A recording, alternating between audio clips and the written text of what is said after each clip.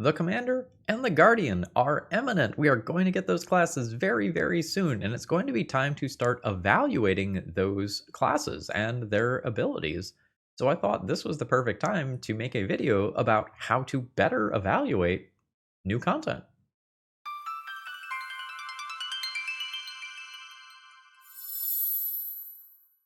Hello folks, Phil Gallagher, aka Thraben, you here for another Pathfinder Second Edition video, and welcome to how to evaluate new content. Before we get going with the core of the video, let me just do my businessy check-in here. Content is going well. Videos are going to happen every Friday on this channel. Commander and Guardian stuff is coming as soon as I can get my hands on the PDFs. Thank you all very much for your support, as your financial support does matter. The YouTube ad revenue for this channel is not particularly good, and I am definitely underpaid making this content. So thank you to all of my YouTube members, like Philip, who are supporting me to make this content happen. If you ever want to support a video idea or do some sort of collab, feel free to reach out at philgallagher11@gmail.com. And with that, let's go ahead and get into it. So it is my goal to try to show the community a bit of a better approach to evaluating new content today. Evaluating new content is hard because you oftentimes don't understand the context in which that content is being presented. And I'm going to try to show off through example how to better appreciate and show off the content and context of new content. Ooh, a lot of C's there. And I'm going to show off how I think you should properly deep dive content if you want to give sort of the full picture for content. Because I think it is very easy to look at something and go, oh, that is broken. But if you don't understand why the developers have made the decisions that they did or put the numbers that they did on it, you might actually just be totally misevaluating things that would become obvious if you playtested them. And in some ways, this is a follow-up video to a video that I made right when Razmiran Priest came out and right when we were starting to get the exemplar dedication picking up a lot of traction online. So there is some useful content in that video as well. And in fact, I'm going to use the Razmiran Priest as my starting point for the deep dive today. But before we get into specifics, I just want to talk about analyzing data. Because most of the time when people analyze data, they are just doing quantitative analysis. That is, they are looking at the numbers. What do the numbers show? How do I do the most damage? How does a vicious swing or a power attack compare to attacking twice? And looking at the numbers can often give you useful results. But sometimes context changes things quite a bit. And that's where qualitative analysis comes in, where you are looking at the context surrounding those numbers, and you oftentimes refer to those numbers, but the qualitative analysis is essentially trying to go, how does the non-number content influence my perception of the number content? And a lot of times when I'm reading like Reddit posts or whatever, all they are doing is looking at the numbers and not looking at the context that surrounds those numbers. And I feel like ignoring the context often leads to bad analysis. And I think we can do better. And I feel like many times when people are analyzing something that is new, they just jump immediately to white room math. In a vacuum, how does this math compare to other math that we already have? How does this new class's damage compare to the damage of the fighter? Okay, it's a double slice fighter, and we're going to use this specific weapon with a fatal trait. And a lot of times, while analysis like that might give you, some objective answers in terms of which one of these numbers is bigger, if all you are concerned with is the numbers, you're probably missing a lot. And with that, let's dive into an actual deep dive analysis of some air quotes broken content and let's see how broken it actually was. So I want to look at the Razmiran Priest dedication. And if you are on Path Builder, this will instead be called Priest of the Living Gods for licensing purposes. When this first got printed and previewed, people thought this was absolutely busted and, immediately thought this is going to be nerfed. This is the best temporary HP thing of all time. This is crazy. I'm just going to read out this ability that you get. You grant a single target you touch a number of temporary hit points equal to twice your level that last for 24 hours. That's pretty cool. And this is something that is repeatable. You can do this once per minute. So you can buff up your entire party. And this is something that you can get at level 2 through the Razmiran Priest dedication. You get a cool little mask which allows you to do this ability. And the ability doesn't work unless you are a Razmiran Priest. So you don't get to skirt those requirements. Now, this dedication feat at level 2 is quite strong, giving you this ability. But if you notice, you'll see there's not very many follow-up feats, and they're often skipping sets of levels.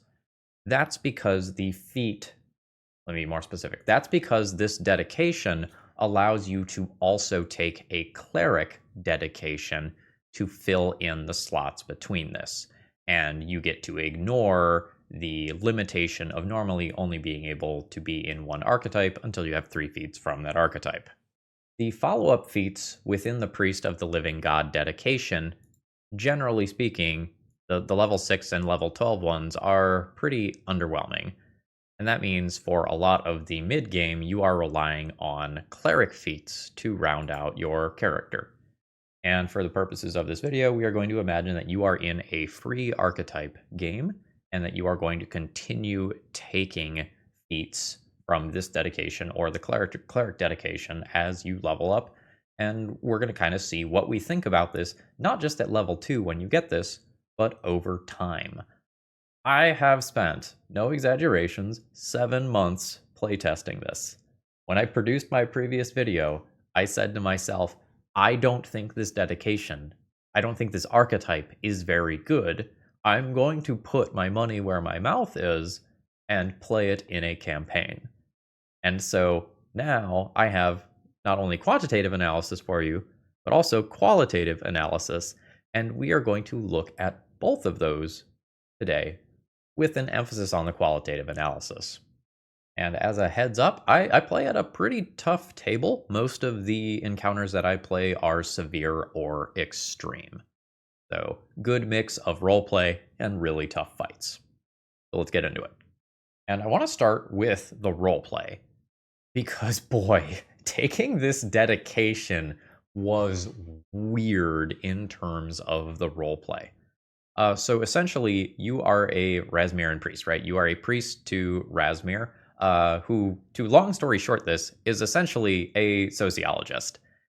He is trying to make it out like he is a god when he really isn't. And so it's kind of like you are in a cult. Like you are worshiping someone who says they are a god and really aren't. And if you are faithful to the roleplay, and you are not just taking this to get the temporary HP and then just ignore everything else that this says, this is character defining degrees of commitment here. Like your character is going to end up maybe being easily deceived or gullible, or maybe they are higher up in this cult and therefore they are trying to pressure other people to do this. Maybe they are obsessively researching how to become a god themselves. This was a massive roleplay commitment. Like, if you look at the anathema of something like maybe a barbarian or a druid or a champion or whatever, like, this is that, but on steroids. This was a major character-defining change. And not only is it a character-defining change in how you play that character, but it is a character-defining change in how people see you, because you are wandering around with this mask all of the time. So there is, like, no hiding your allegiance here. And a lot of times if you show up in a place wearing a mask, people are going to be immediately suspicious of you. And this is not something that came up in any of the math of the Razmiran Priest dedication that people were talking about on places like Reddit. when it first came out. Like this is a really, really, really big deal. And if you are role playing at all, you really can't just like take this and go, okay, now I've got this really cool temp HP ability with no downsides. No, the downsides are massive in terms of role play. I don't know that I would go quite so far as to say this was constraining, but this was very, very noticeable. There were a lot of NPCs who thought I was creepy or off-putting because I was wearing this mask, and kind of like the robes that I flavored would go with it. And the cleric dedication that you get to fill out the remaining levels is actually really bad. And I just kind of want to explain this. So normally, let's say you wanted a cleric dedication. You normally would take that at level 2, right? And so then at level 4, you would get your basic spellcasting benefit or your first level feat or whatever it was that you probably wanted from the cleric dedication in the first place. But now you are going to be delaying everything by 2 levels. So instead of getting the cleric dedication at 2 and getting the thing that you want at 4, instead you get the cleric dedication at 4 and maybe the thing you want at 6 instead. So your cleric dedication is sort of unnaturally slowed down by the fact that you are taking a Razmiran Priest dedication first.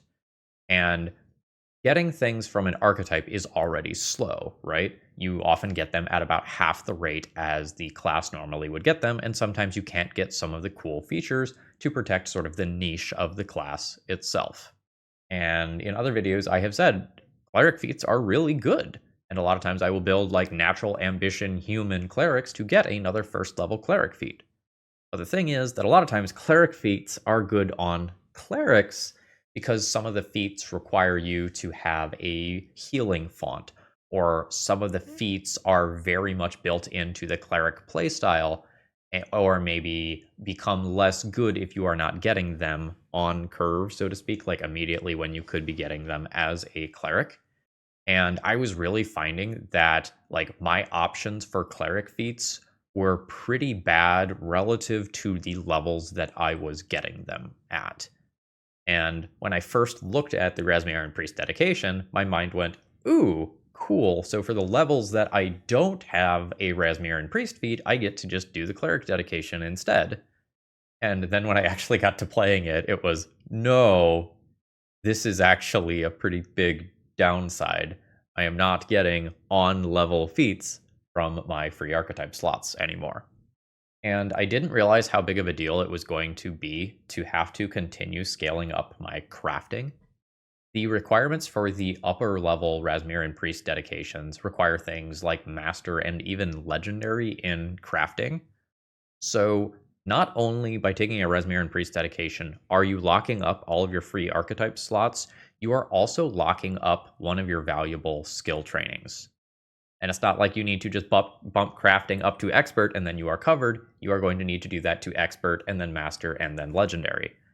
And that might be something that your character doesn't actually want to do, especially if you are not int based. If you are trying to power game and just dip into Razmiran Priest for, the temp HP that this offers, if you want to get access to the higher level stuff that follows, the commitment is so much larger than it looks, because it's not only the free archetype feats, but it is also constraining on roleplay, and it is also constraining on your skill trainings too.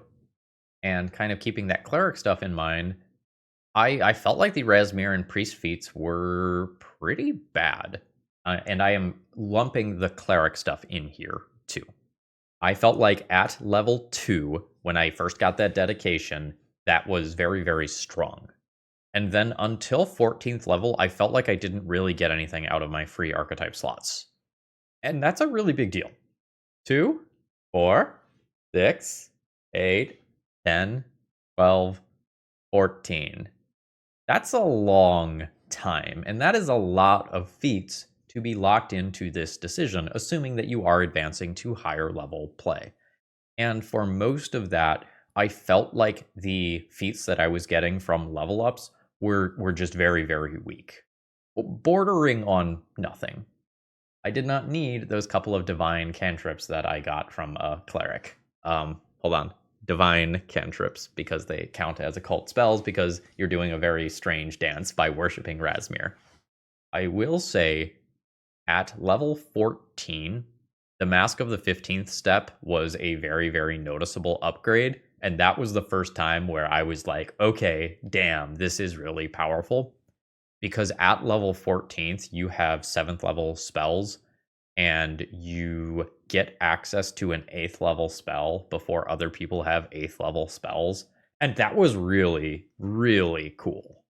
You get Sunburst as an 8th rank occult spell, but for undead targets, the spell has the incapacitation trait. Spoilers, that doesn't matter too much because this specific spell essentially does double damage to undead anyway. So it is really only super relevant for like boss enemies who are very likely to succeed and then get promoted to a critical success. And there were a couple of times where I thought something was going to be high enough level to have the incapacitation trait matter, and it wasn't actually true. So that gap between level 2 and level 14 is probably more than a campaign for most people. If memory serves, I think I played the character from level 5 or 6 to 15. So for most of those level ups, I felt like I was not getting appropriate power level increases. Now let's start getting into some stuff that borders between quantitative and qualitative. So based on my observations in combats, when you are doing some sort of moderate level combat, the Razmiran Priest dedication just simply does not matter because you are not going down. And if you are going down, there is no real danger. Like, you are always expected to win a moderate combat unless things have gone just terribly, terribly wrong, or this monster is just absolutely perfect to destroying your party. Like, moderate combats don't really pose any danger. And so if the temp HP is the big draw of this archetype, and the temp HP isn't needed, then doing literally anything else with your dedicated archetype slots is probably going to be better. And if you are at a roleplay heavy table where you are going to see a lot of moderate combats, and then maybe at the end of an arc you're talking about your severe combats, like if that is the sort of environment that you are going to be playing in, I don't think this dedication is going to be good for you there. Because in the moderate combats, I still had people who had all of their Razmiran Priest temporary HP at the end of it, or a lot of times, like our person who was in the mix and who had been taking the most beatings, they were still at half health or something like that. In which case, even though the temp HP were gone, they weren't changing someone from being like standing and up to being down. Like it wasn't keeping them from going down. And I noticed that my temporary HP was getting in the way of things that other people wanted to be doing. So, for example, my girlfriend had a Faith's Flamekeeper Witch, and the familiar ability there lets you hand out some temporary HP, and it lasts for a round of combat. And the issue was my temp HP lasts for 24 hours, hers lasted for a round of combat. So her familiar ability wasn't doing anything until people had already gotten hit. So essentially, a free action that she was going to get every turn to hand out temporary HP was off the table for 1 or 2 rounds of combat. And I felt like my character got in the way of her character a little bit. We did not have a barbarian in the party, but the temp HP from the Razmiran Priest dedication, I believe, is more than what you get from being a barbarian as well. So what I was doing might have invalidated a major class feature from another class. Didn't come up in this specific campaign, but just throwing it out there for full context. And sometimes I found that there were spells that came with temp HP as a portion of the spell. I'm blanking on the name right now, but there is maybe like a 6th-ish level spell that gives you +2 versus mental saves and a bunch of temp HP as well. but the temp HP amount was less than that of the Razmiran Priest dedication. And so we wanted the mental effect for a fight that we knew we were about to walk into, but that spell was normally good because of the mental effect and the temp HP, and we were only getting one of those things. And so the power of that spell slot, like, absolutely felt lessened and honestly kind of cheapened. I was specifically playing a necromancer with this dedication, and one of the things that I realized very, very quickly in playing the necromancer is that it really has action economy issues. The necromancer really wants 4 actions a turn, because it is very common that you want to move, cast Create Thrall, and then a 2-action spell of some kind, and you don't get to do all of those things. So if you find that your class has some sort of weakness, if you are going down this Razmiran Priest rabbit hole, you don't actually get to use your free archetype slots to patch that weakness. And maybe that weakness is social, maybe that weakness is damage, whatever it is, you're kind of just locked into this temp HP is the only thing that you get from your dedication. And so if your class has a fundamental weakness, you don't actually get to patch that up or round out your character, which I felt was very, very, very noticeable. Prior to this, I had been playing a bard with a Beastmaster dedication in this campaign, and I enjoyed playing the Necromancer a lot. But moving now towards the final fight of the campaign, I do wonder if I would have just appreciated a Beastmaster dedication more. More on that in just a minute.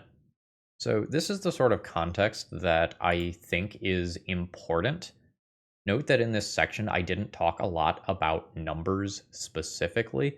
This is the context that I felt was missing, because I think it is very easy to go, oh my gosh, double your level in temp HP to the entire party and it's repeatable, and think that it's busted.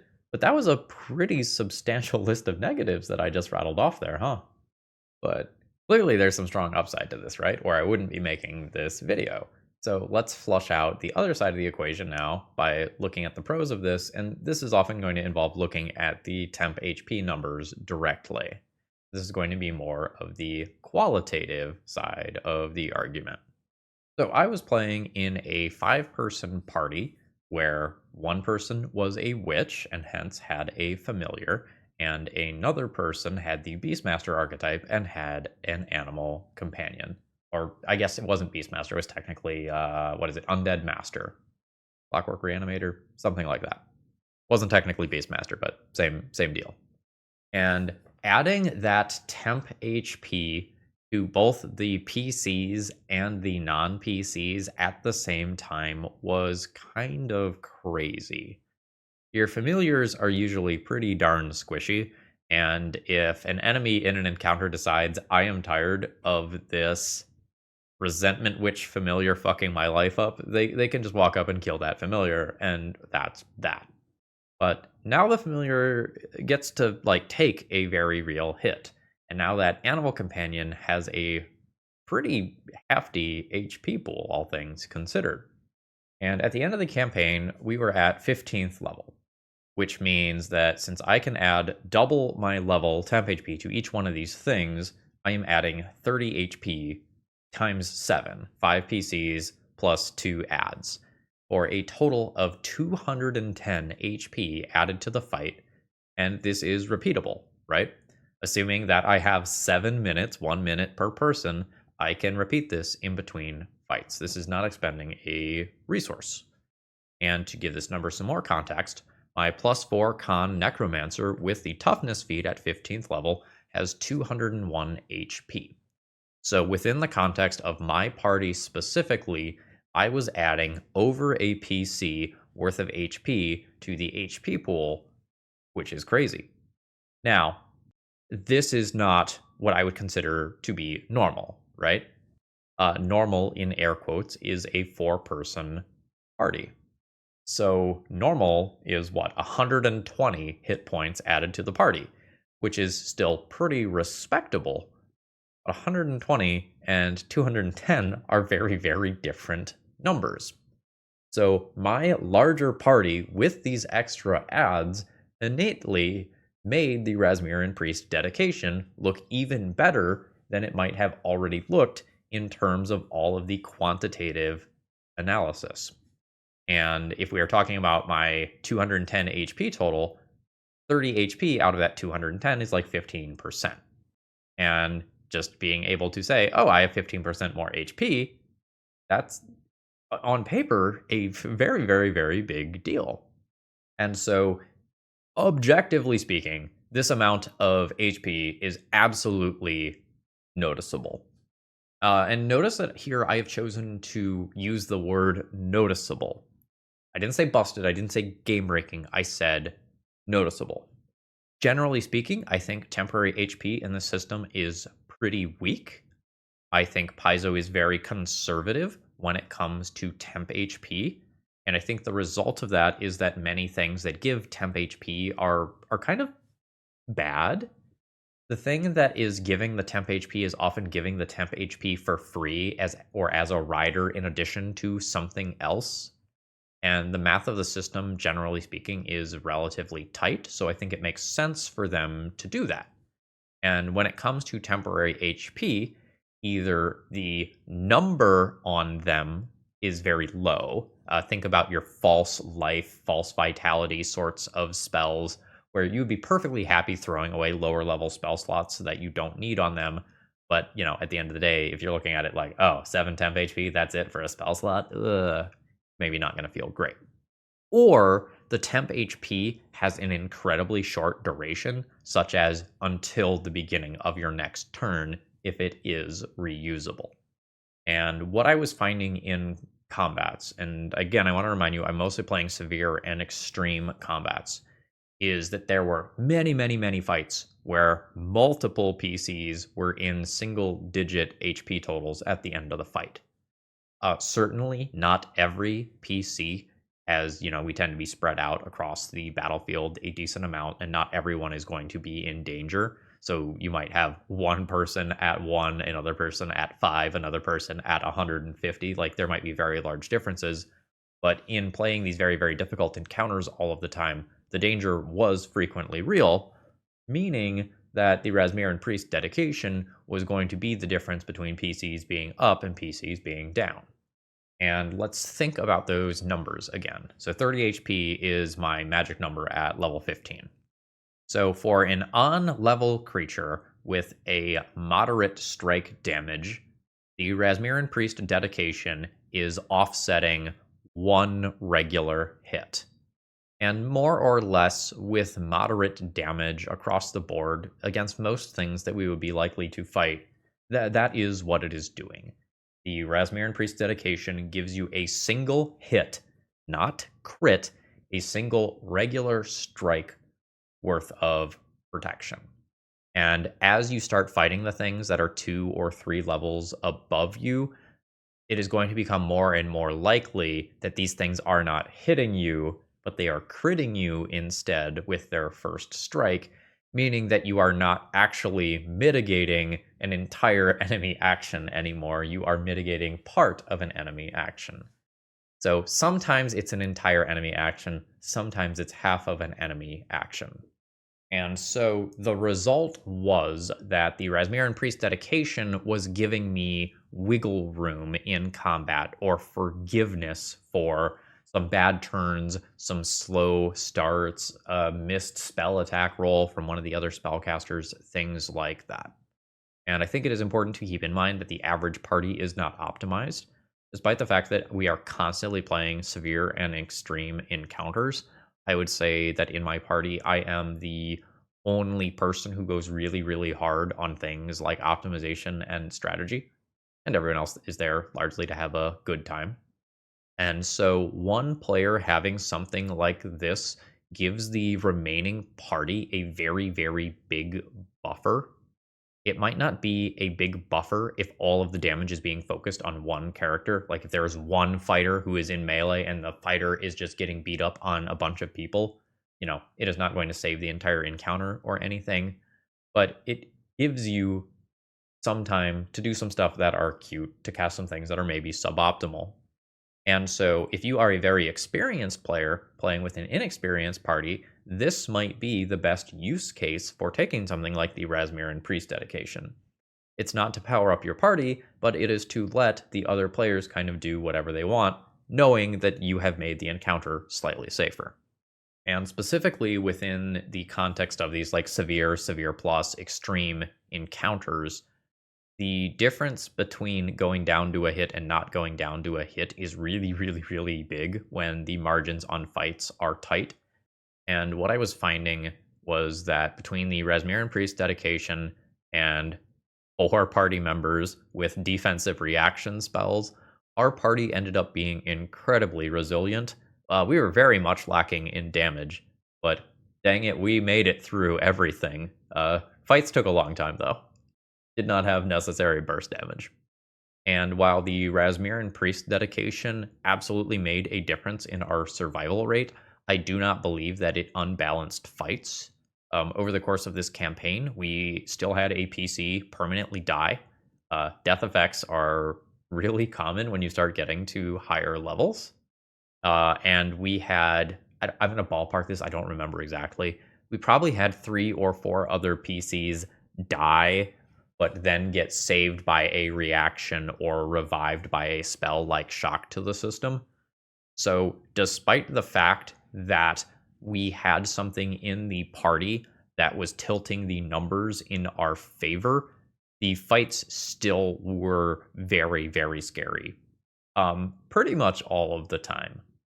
And the pendulum did kind of swing both ways, where sometimes I would message the DM afterwards and go like, man, we whomped that one. And the DM was like, honestly, the math was so against you. I don't know how you did that.